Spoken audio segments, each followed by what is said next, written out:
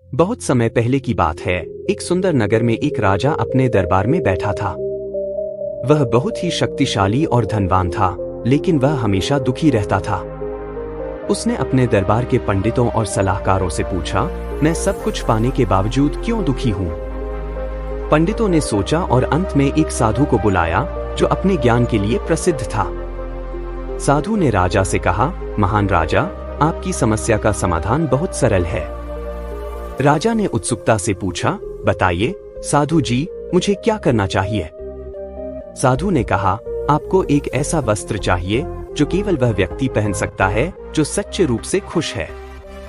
राजा ने कहा, तो मुझे वह वस्त्र चाहिए।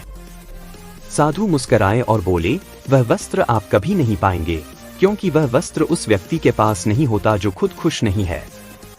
राजा ने चौंक कर पूछा, तो मैं कैसे खुश रह सकता हूँ? साधु ने राजा को एक कहानी सुनाई। बहुत समय पहले की बात है। एक गरीब किसान था जो अपने छोटे से खेत में दिन रात काम करता था।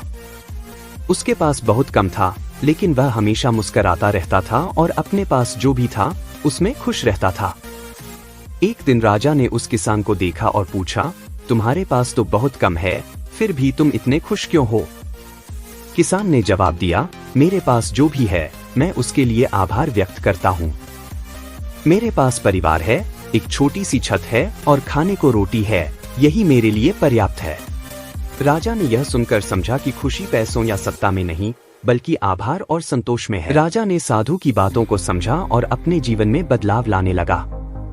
उसने दूसरों के लिए काम करना शुरू किया, अपने पास की चीजों के लिए आभार व्यक्त किया और धीरे धीरे वह सच में खुश रहने लगा। सीख, खुशी किसी बड़ी चीज में नहीं, बल्कि हमारे छोटे छोटे पलों में हमारे पास जो है उसके लिए आभार में है। यह कहानी हमें सिखाती है कि खुश रहना सीखो, क्योंकि असली धन तो दिल की संतुष्टि है।